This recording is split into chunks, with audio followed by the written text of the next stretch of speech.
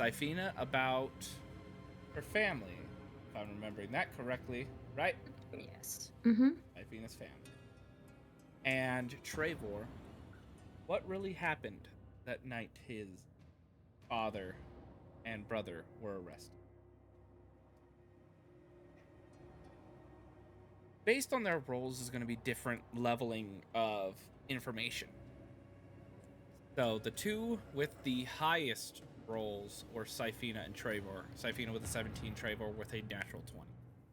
Treyvor's hit something so deep that the library might have done some extra bit of information giving. So we're gonna go through that. Let's start with a. Everyone, give me a D20 roll so I can figure out where I'm gonna start.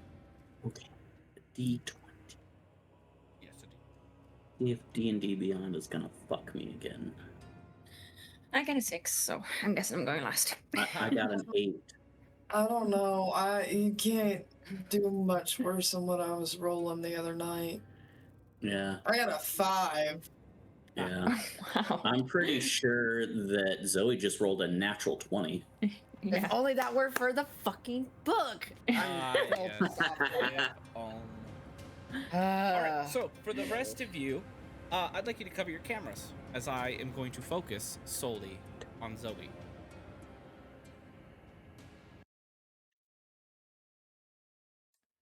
Zoe, you're in a section of the library that is dark, hidden, sealed away. Part that looks ancient, old, looks fragile. The stone beneath you begins to shift and change from that standard kind of cobblestone flooring to intricate bricks with markings on them. You find that the bookshelves are no longer there, besides the book that you hold in your hand. You asked for knowledge of how to free your father. This knowledge is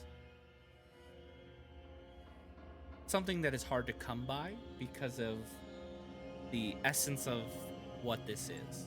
The imprisonment is something that is older than this world itself. A type of magic that another is afflicted with, one you've met. Find that the floor begins to move and change as words begin to appear, almost floating. Why do you seek this knowledge?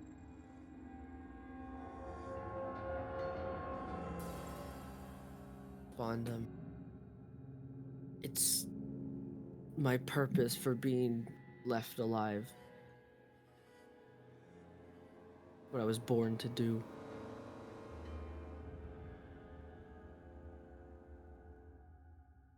The imprisonment spell is similar to the one that imprisons this world's essence and a god known as the Traveler.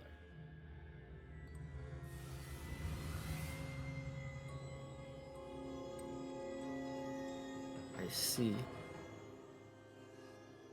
The spell, it begins to etch the writing of the spell, deliberately removing bits and pieces of it. But it begins to tell you the basics of it. One must first drain the power of the victim. Fill the cage with the words and the voice of the victim. Find the key and the lock, power stolen. Only death will set them free. But death does not bring an end. Death to the cage is death to the victim, but the vessel still remains. The soul will return to its vessel, if its vessel remains. Beneath kind of gives broken wordings of the ritual itself on how to seal a being with that power. It describes poisoning with a substance you are unfamiliar. Gives a bit of a location which is deep beneath the earth itself.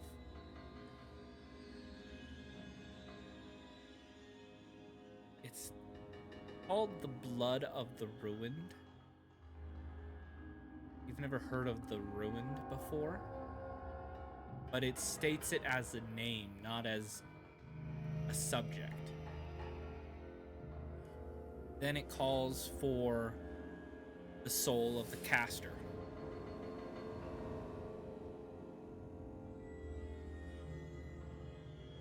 And then the ritual calls for the place of the vessel's birth.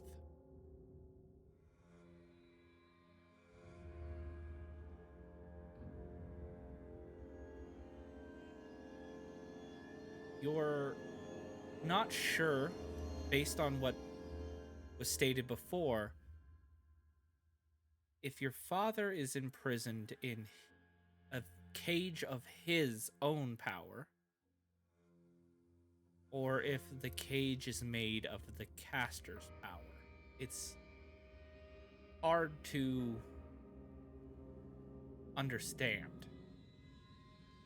It could be both. If it was, this is him kind of inner monologuing, if it were his brother to have imprisoned him, he also has his blood flowing in him. And by association, his power. I wonder if it could be both. The writing carves a new sentence. Is there more you wish to know?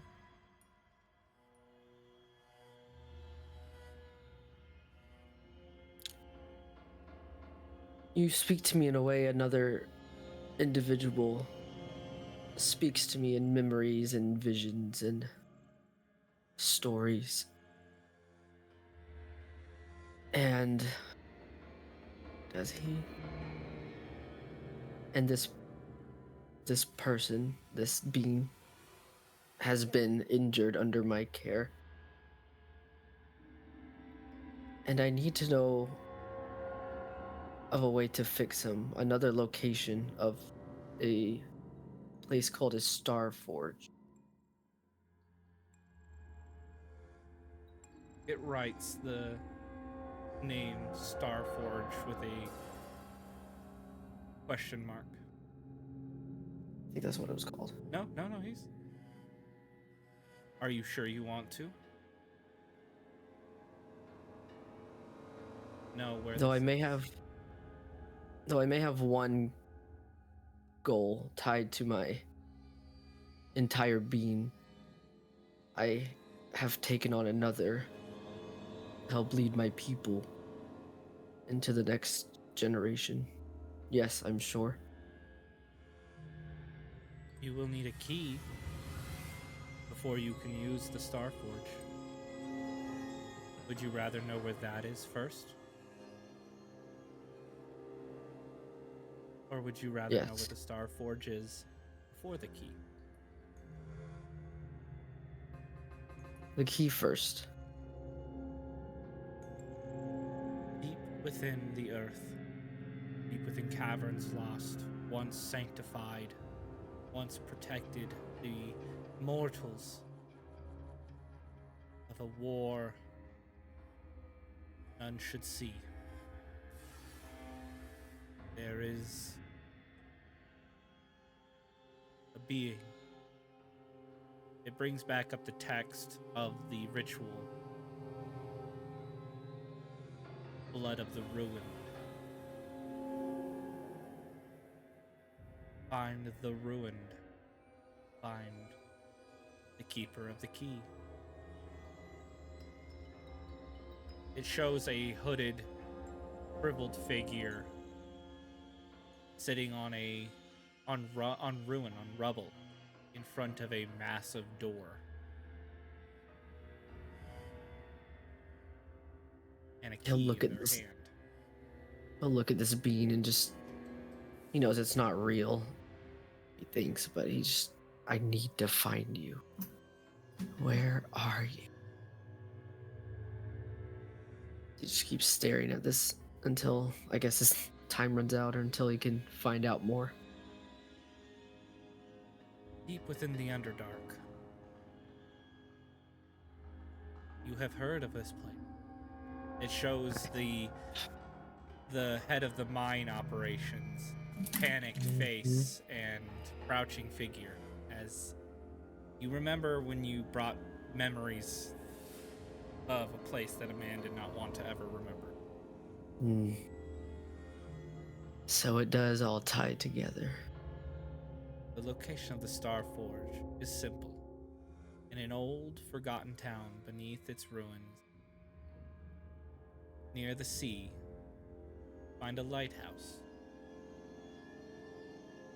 Crumbled and swallowed by land and by serpent scale.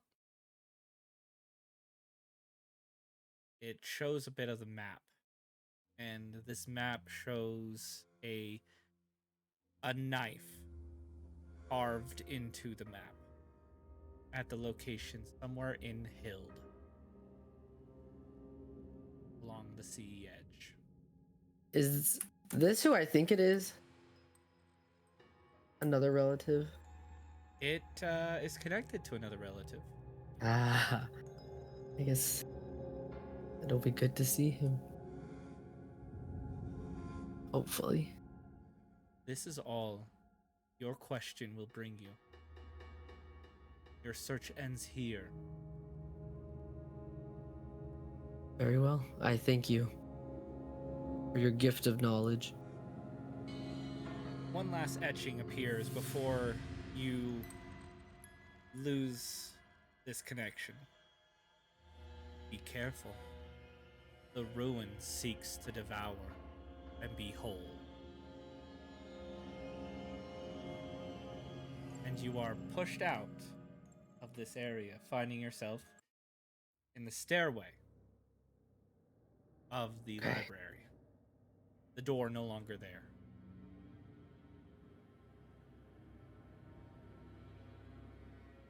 Now, we're going to move on to the next person, which was Treyvor. Highest. So you may block your screen there, Zoe.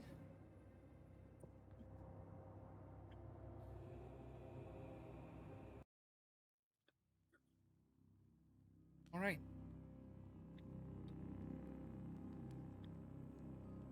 Treyvor, you find yourself standing in a hallway, familiar. It's lit by candlelight.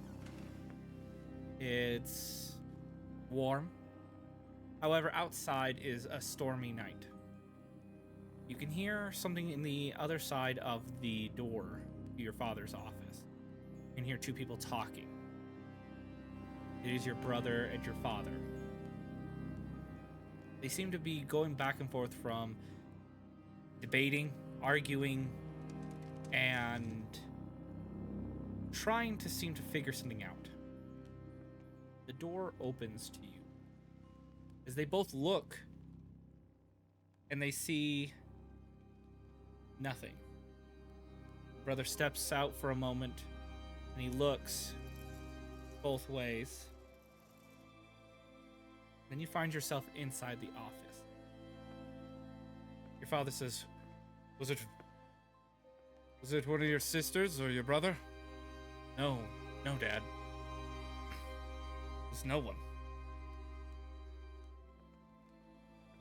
Might not be safe to talk here.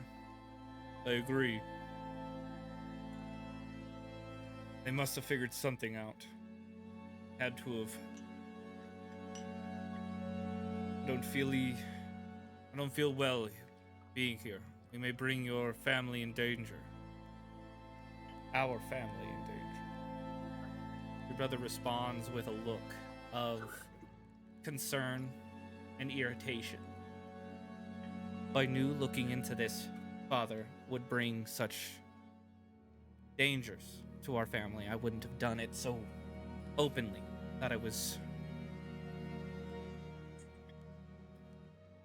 I didn't think I'd find anything. Father looks down at a set of paperwork, his hands pressed firmly on the edges of his desk. You can see sweat on his brow. I can't believe it goes this deep. We have to get this to the king. You hear that? The door. Somebody's in the castle. I'll go check it out, Father. And your brother leaves. You are now in the office with your father, all on his own. He's looking through papers, moving them, shuffling them around, reading what's on them.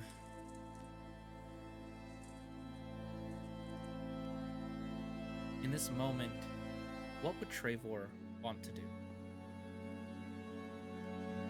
If he was there again, if he was the person he is now standing in his father's office, something isn't right. What they're talking about carries a bit of confusion. What would Treyvor want to do? He'd want to talk to his dad. What would he say?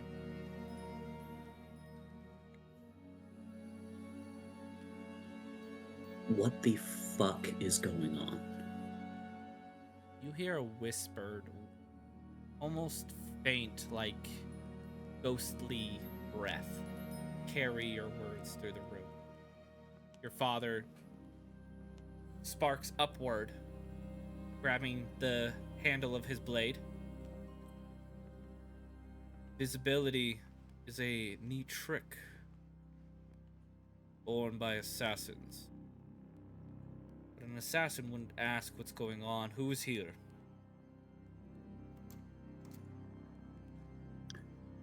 Treyvor just kind of sighs. And he says, "It's me, Father. But if I understand this correctly, from a time after this moment, His hand after releases from you the handle. and my brother are gone." So they do come. Yes.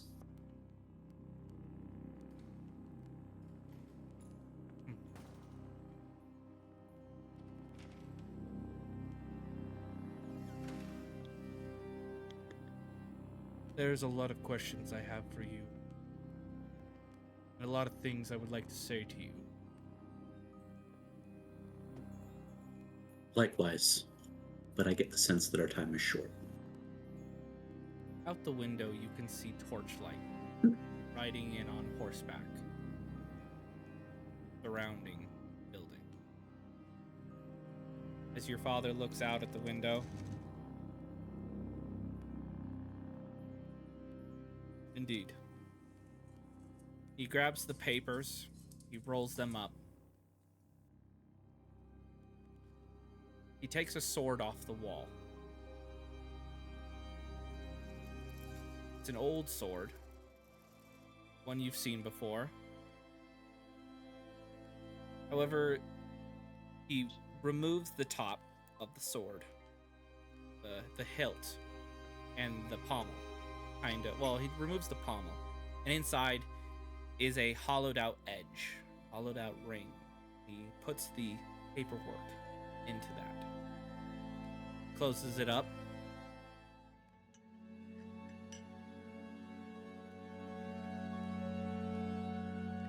want you to know, son, that at least I'm glad I can tell you this one last time. I do love you. I am proud of you. I hope you have become a man that protects his family and friends.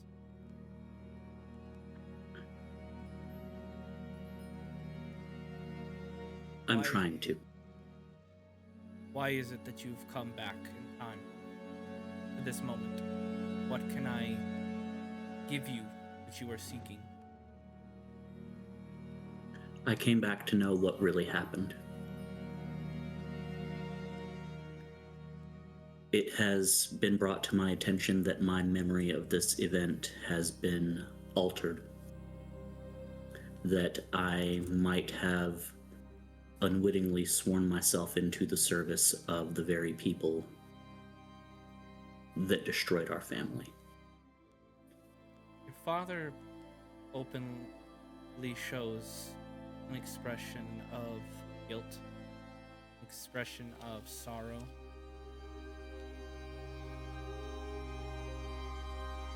I am sorry that we kept this from you. You are young, but you are a man. We should have at least explained it to you, but we felt that it might endanger you, but that is too late. But the fact that you're speaking to me now means that you're alive. I will ensure that this sword is given to you. I will change its pommel and its marking so that it fits a standard sword. And I will ensure that your mother gives this to you when you are taken into the order. I feel like you should read the papers for yourself in order to answer the questions that you need answered. Understand that their power reaches far, far greater than we thought.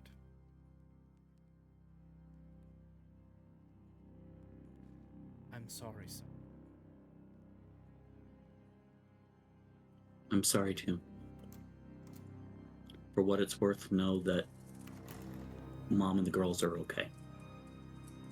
A smile is put onto his face of reassurance. That is good. The door opens frantically. Father, they are here. They have come bearing warrants for our arrest. They have framed us. Your father looks towards the direction that he heard the words. There is little we can do, son. We must face this like men, with honor. There is no fighting our way out of this that will not bring harm and death upon our family. Your brother puts on a false smile. You're right. An honorable knight's duty is to die for those they love. Land and country alike. People will remember us as villains, but hopefully our family will learn the truth. They step out. Your father places the sword on the desk with a note. Your father takes one last look towards your direction, nods to you, and the door is shut. You find yourself sitting in the office for a moment. You hear outside the commands for them to halt. You see through the window them be shackled. You see the light of the doorway to your fort, to your manor, open. Shadows watching from the doorway. A man approaching with a scroll of warrant and explains in here through the window that your father and your brother are convicted of treason conspiring with a cult and breaking the law of shared Do I unity. recognize this man? It is the commander who brought you in. I look at him from the window, hoping that he can hear me the same way that my father did. And I say to him, when all of this is over, I am going to beat you to death with my bare fucking hands, old man.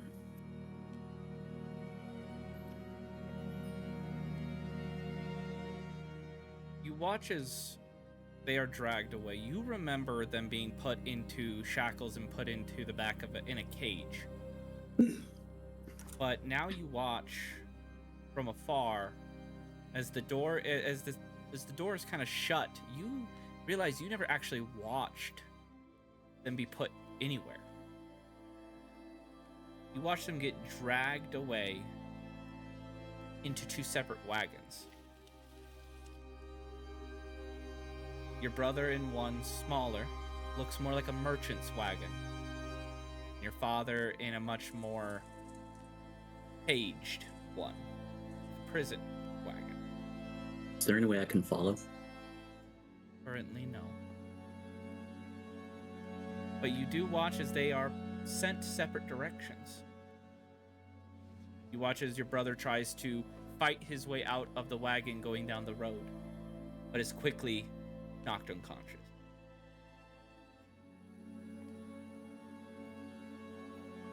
And with that, you are brought back to the first floor room of the library. You realize the sword on your hip, the sword you came with, is that very sword that had the letter put in it. Treyvor is going to reach down and he's going to test the pommel to see if he can unscrew it. It's tight. There's years of rust. There's years of grime and gunk, but with a little bit of effort, it twists, pops off. He's going to reach in and see if the papers are actually in there still. They are old, worn, a little bit water damaged, but still there. You changed history. Or was that always supposed to happen?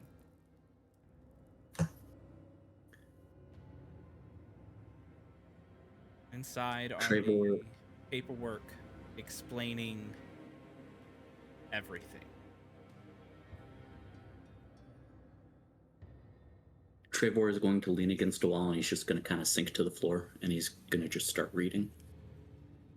Very well. I will get with you after session to build that lore. Shit. Okay. All right. Oh, fuck. All right. Now, let us move to the next person. Syphina, you were the next highest roll. Okay. Syphina, you asked about your family, about Syphina's family. To learn more about them. Parents you never had, parents you never knew. Who were they? Where'd they come from? And the library contains that knowledge. Let us see what it brings. We see a forest, a castle deep within that forest, standing high above. The only thing that seems to be peeking out over a dense, heavy, thick canopy. Droplets of water are falling from the sky. The moon is very bright, very full. You can see a congregation of people moving through the forest. Very similar to if you'd ever seen Lord of the Rings when the elves are walking to the boats. This is very similar to this. They have a strong glow of moonlight about them. their robes dotted with constellations. They are moving throughout the wilderness as they are guiding people to safety. You can see wounded and injured elves and other fey folk, beautiful in nature. From something off in the distance, a fire. At the very beginning of at the very start of this motion are a different colored robed group of people. One woman with very shocking bright red hair. A man with dirty brown but still kind of, I would say, gentle nature to it. As they seem to be guiding them deeper into the forest, they hold up a hand and say, "We need to stop. There's something forward that is not of our forest. Something here that bears not goodwill to people we take." One of the Eladrin, the more fey elves approach. He seems to be heavy armored, wielding a very long, curved blade. Is it more than one? Or are we being pursued by the other one? It is definitely one. As he holds out a map, you can see the star constellations moving as if creatures in a map. But one seems red, one seems dim, bloodied, dark. That one does not belong here. It does not bear us goodwill. The Eladrin nods and looks to his people and gestures for them to head forward. Some of his men are injured, but they still move forward. This woman with red hair places a hand on one of them that seem to be limping, and a cup appears in her hand. As she does heal this man, the cup seems to empty, and as it empties, this man's leg is restored. Some time passes as they hold up, tending to those who need a little bit more attention. There seems to be a group of these individuals with the star cloaks. They seem to be healers in nature. You hear in the distance, however, frantic movement as a man is rushing back to them. It is that Eladrin leader. He is covered in blood and is holding his side. He has been stabbed. He yells out something hard to hear because of blood in his. You're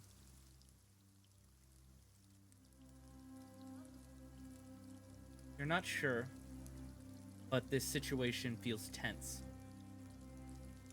The woman with red hair quickly opens up, using magic, opens up a gateway, a starred portal, as some would say, and starts to gesture people through it. You notice this spell is similar to the Dimension Door spell. She is moving people out of the range of danger, and she herself steps through it as you watch the brown-haired gentleman suddenly pull forth a bow of stars. and another few of them spark these draconic starred wings. And a fight ensues with cloaked figures with a forgotten symbol on their backs. The symbol of the Church of the Father.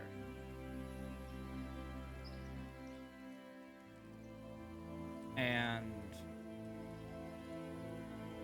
that is where we see them fall. The church overcoming them, or what was be now known as the cult, takes down the brown-haired gentleman.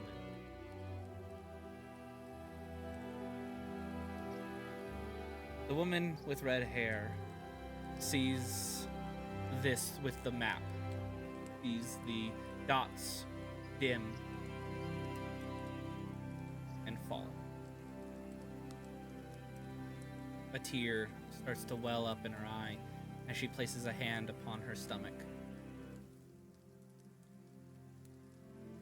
She wipes it away and begins to lead the rest deeper into the forest.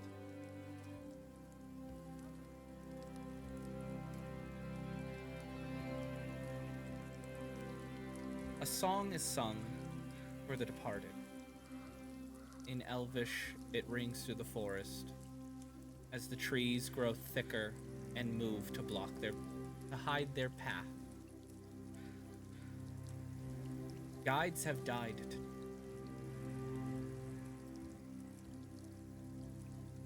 The stars have less of its children glowing. But one burns bright, one yet to be born.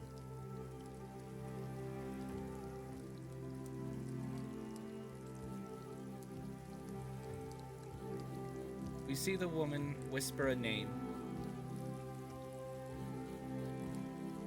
Hear her whisper, "It'll be all right, Syphina."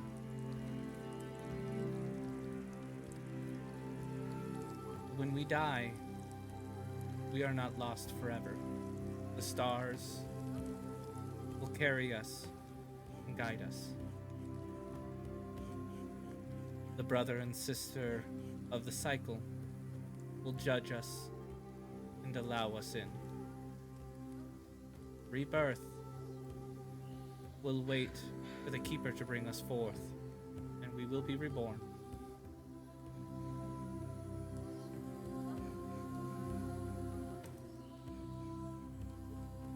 And we pull away, watching them leave,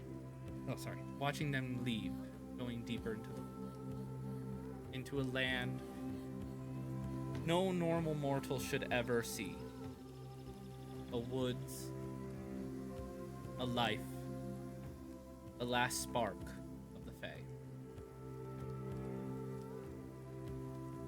And with that, Syphina's mind comes back to the library. Great job.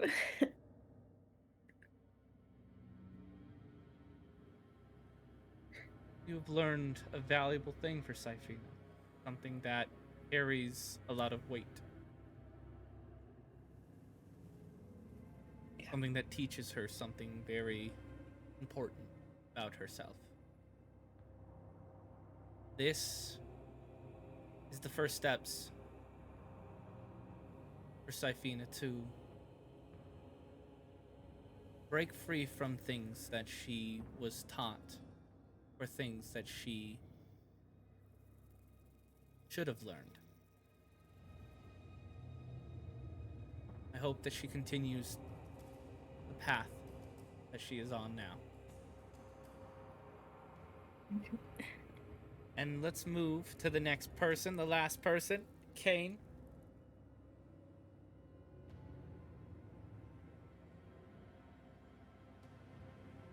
Kain wishes to know more about vampires.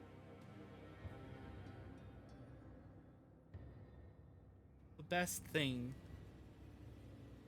about learning vampires for a vampire all knowledge is stored within their blood. As you're looking through a book that is telling you the basics about vampires, like, yep, sunlight hurts them, radiant damage sucks, yep, that they need blood, yeah, they can turn people into vampires can't be vampires because they're only blah blah blah. It starts to fade. The book starts to dim, your vision starts to dim, start to feel dizzy. And then the last thing you hear is a cello.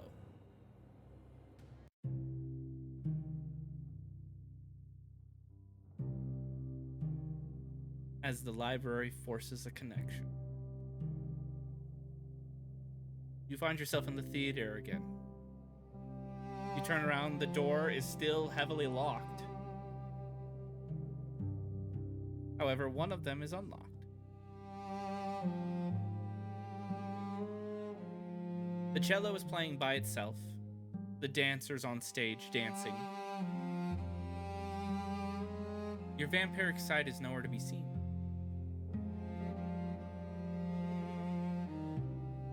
What does Kain do while they exist in this place? Does what's going on stage look familiar? It's a more whimsical, more artistic rendering of the battles Kain has been a part of with their allies. But the fight is different. Kain is more of a prominent member, more working with her allies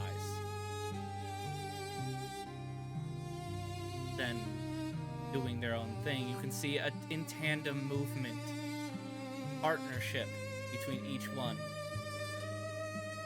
But this is only a shadow of Kain.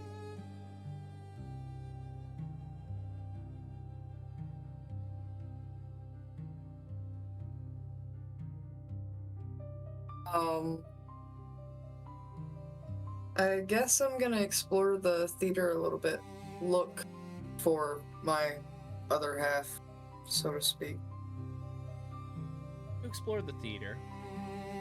You find access to the back room, to the backstage. As you walk through into the backstage, you see portraits. Portraits of Kain's mother. Portraits of Kain's siblings. However, only one of them is in the same frame as Kain's mother. One of Kain's sisters. The only sister.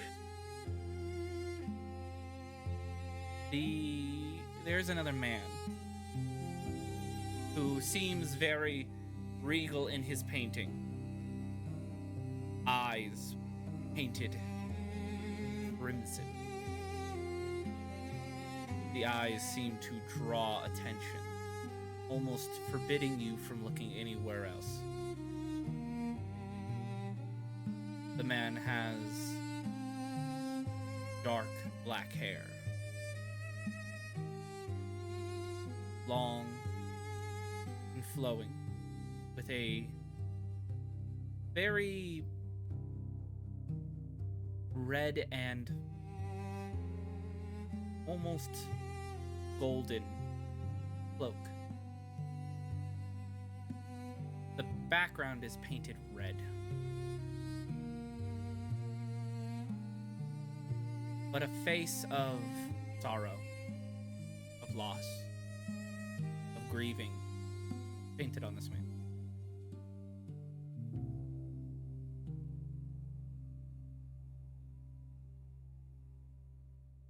Who let you in?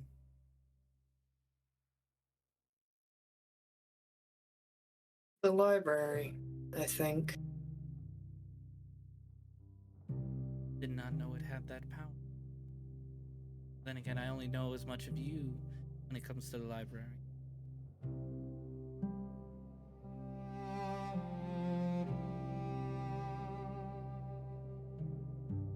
Have you come here to simply walk around?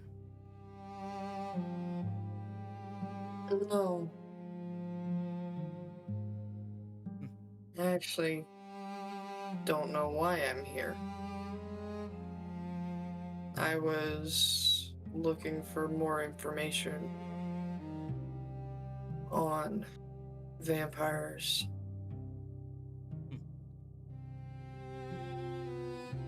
The library didn't want to give up any of its own information then, I guess. Maybe it brought you here because our blood holds that information?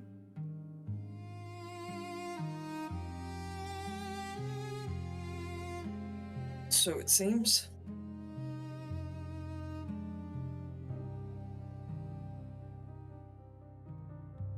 Have you realized you're dying? Well, we're dying?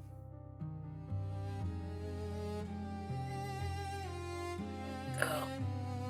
Lamia made me aware of that. It's the only way that I can see that'll make you learn.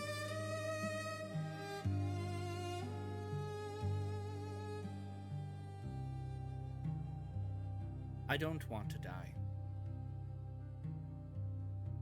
I don't either. I'm hoping you'll learn then.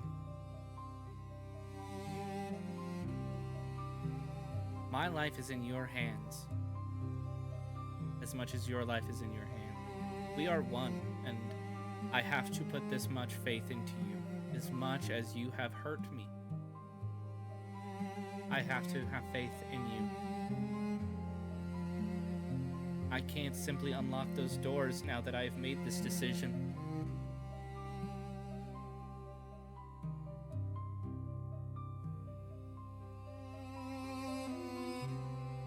I can give you information about vampires.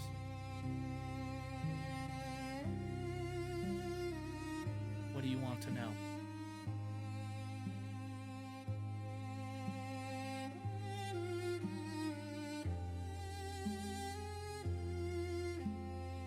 Honestly, I don't even know. The book I was reading didn't tell me anything new. I want to know more specifically about our father. He looks up at the painting. His name is Crowley Craven. I'm sure you know that already. He is one of the three. One of the three fragments that are the inheritors of Alucard's will, and the fragments preventing Dracula from being recreated. His goal originally was to bring forth Dracula on the world. He aimed for power, for the blood of the other fragments. However, Alid, the main fragment, the most powerful of them, hunted him. And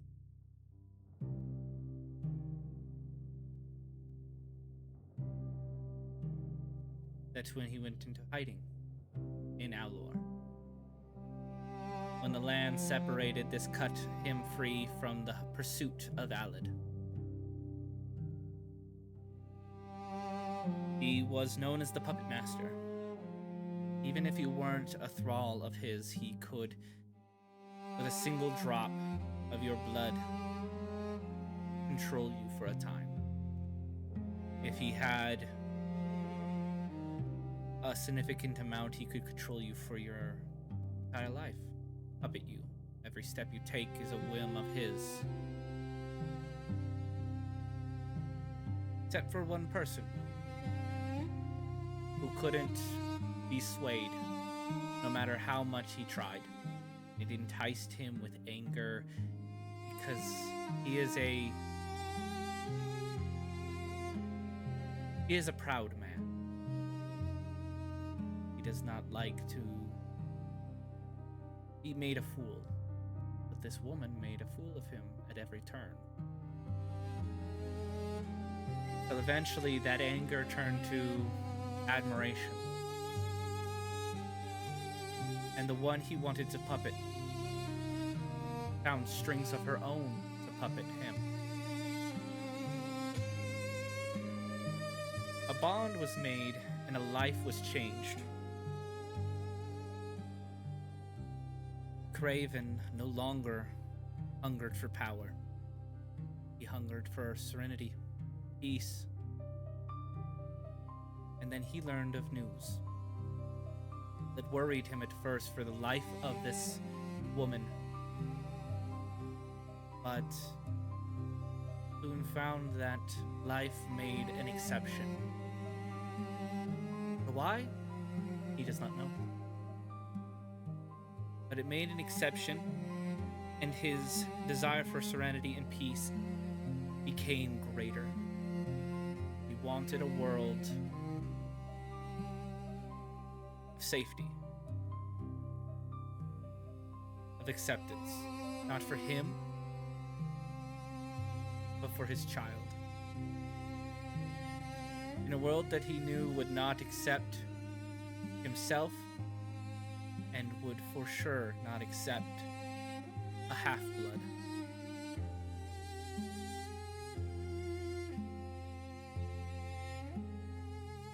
It was chosen that they would live apart until Craven could make this place, this home.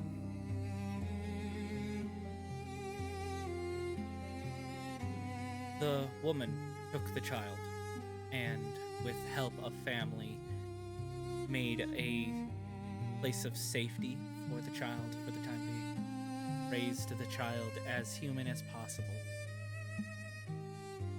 But in the hopes of protection, neglection was given as well. The child grew up not knowing what they were. Feelings amplified more than others, than normal kids. Hungers that, yes, could be satiated or pushed off were not of normal kids. The family they were raised in, they grew to hate. Hate created a monster. Craven felt this in his blood and tried to stop it, but arrived far too late. Craven took the blame. Craven took the punishment. Asked only that the child be protected and kept safe from this happening again.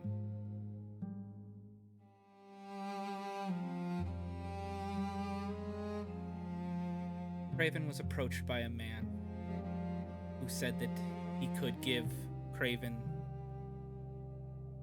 the place he wanted, but he would have to pay for it in his blood. Craven offered it right there on the spot. The man shook his head and said no. He would have to pay for it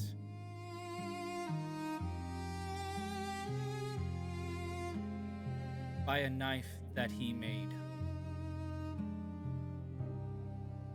He would have to be the villain so the knife could become the hero.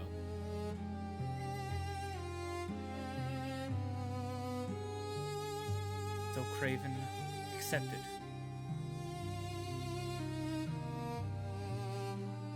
This is the story of our father. And this is also what we must do. Our blood knows it.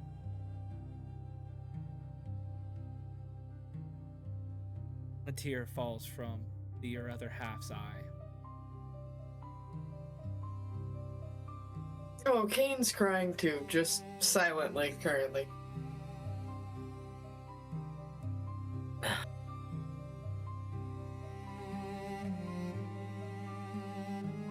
We won't be able to if we're not together.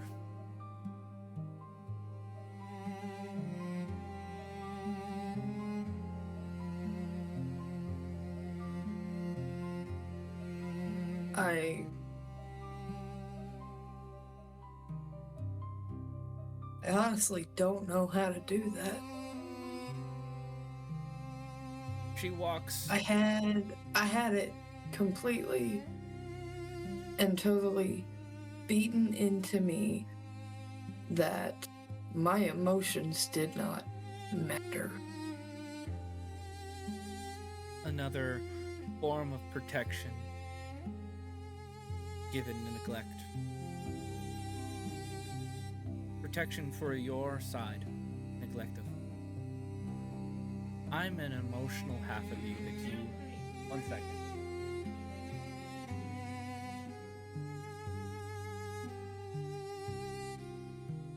Go on. Phoenix, close the door. Close the door. Come on. Hurry up. Close the door. Out on the other side of it. No. Go out.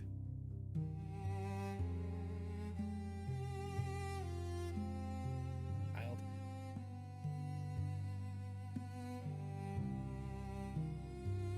I am the emotional side. I feel both yours and mine at a heightened rate. That's another thing about vampires, is we are emotional.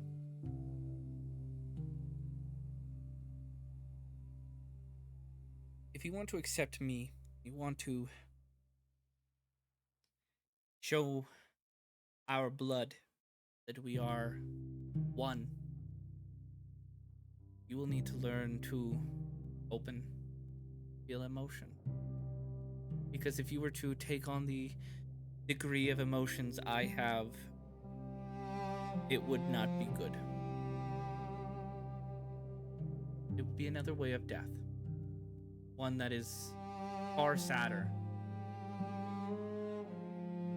Because I hold a lot of guilt. A lot of emotions for things that have happened.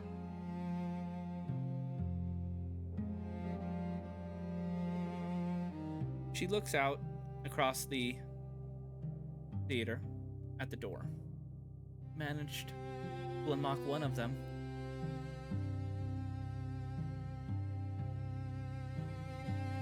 I'm sure you can do the rest.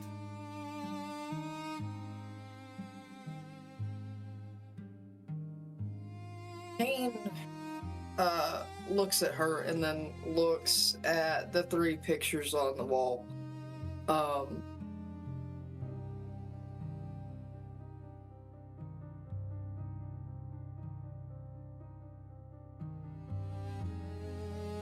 You shouldn't feel guilty for them.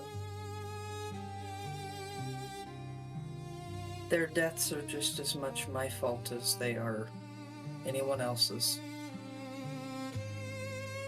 Because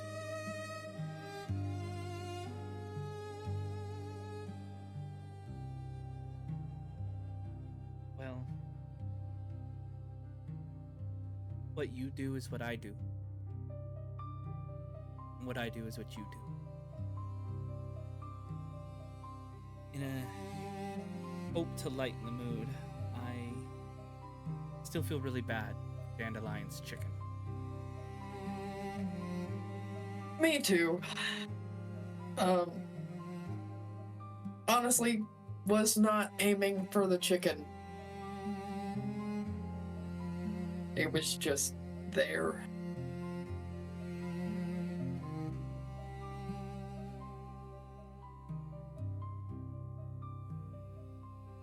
I know. But she places a hand on your shoulder. The first time this side of you has touched you. A bit of that emotion reaches across the table and you feel it. It is a torrent of so much. I believe in you.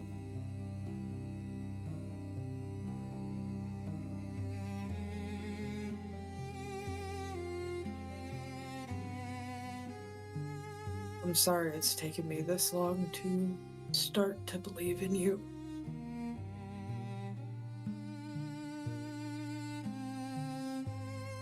I'm glad I got to talk to you again. I hope I get to talk to you in the future. The sound of the violin fades and goes quiet as the library play. The last thing you see is a smile upon your other half's face and a teardrop. You find yourself back in the library holding that book. You hear a sound of a lock in your mind unlock.